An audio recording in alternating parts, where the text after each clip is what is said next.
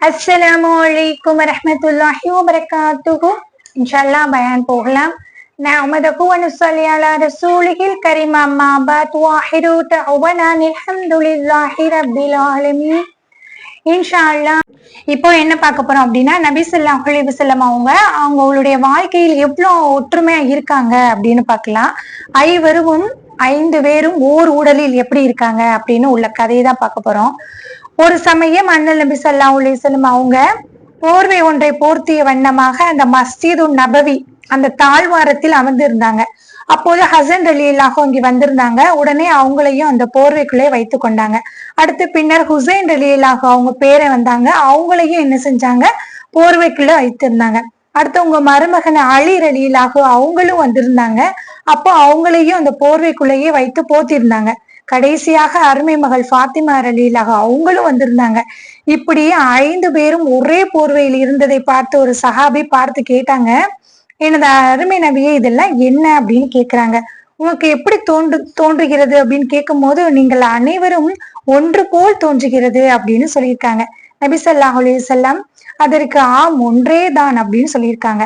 நபி ஸல்லல்லாஹு அலைஹி வஸல்லம் அவங்க தமது மகளார் குடும்பத்தை போர்வையில் சேர்த்து கொண்டு நாங்கள் 5வரும் ஓர் உடலே எனும் விதத்தில் கூறியுள்ளார்கள்.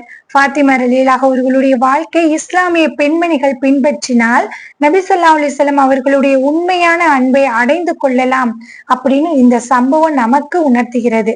இப்ப பாத்தீங்களா, அந்த ஒரு போர்வைக்குள்ள அந்த மஸ்ஜிது நபவி அதுல உட்காந்து அமர்ந்திருக்காங்க. அப்படியே பேரை வர்றாங்க. அடுத்து அவங்க ஒன்னொன்னு ஒரு பேரை வர்றாங்க. அடுத்து அவங்க மருமகன் வர்றாங்க. அடுத்து உங்க மகள். இப்படி 5 பேரும் என்ன செஞ்சிருக்காங்க, ஒரே போர்வையில இருக்கும் போது ஒரு சஹாபி நோட் பண்ணிட்டே இருந்திருக்காங்க, என்னடா இது இப்படி ஒற்றுமையா இருக்கவும், அதை பார்த்துட்டு உனக்கு எப்படி தோணுது அப்படின்னு கேட்கவும், நீங்க எல்லாருமே ஒற்றுமையா இருக்கீங்க அப்படின்னு தோணுது. அப்போ இப்போ உள்ள பெண்மணிகள், இப்போ உள்ள குடும்ப வாழ்க்கையில எப்படி இருக்கிறோம், ஒவ்வொரு ஆளு ஒவ்வொரு விதத்தில் இருக்கிறோம். ஆனால் அப்போ உள்ள காலத்தில் ஃபாத்திமா ரலியல்லாஹு அவங்க தந்தையும் சரி, அவங்க என்ன தாய் இல்லாதவர்கள் இல்லையா, அந்த தாய் இல்லாதனால ரொம்ப செல்லமாகவும் வளர்ந்திருக்காங்க. பொறுப்பானவளாக இருந்திருக்காங்க. அவ்வளவு வறுமை, அவ்வளவு போராட்டம், அப்படி இருந்தும் அதோடைய பொறுப்பு எல்லாமே இருந்திருக்கு. கணவனுக்கு எந்த மாதிரி நடந்துக்கிறணும், பிள்ளைகளை எப்படி வச்சிருக்கணும், எல்லாமே அவங்க ஒவ்வொரு வரலாறாக நம்முடைய பிளேலிஸ்ட்ல இருக்கு.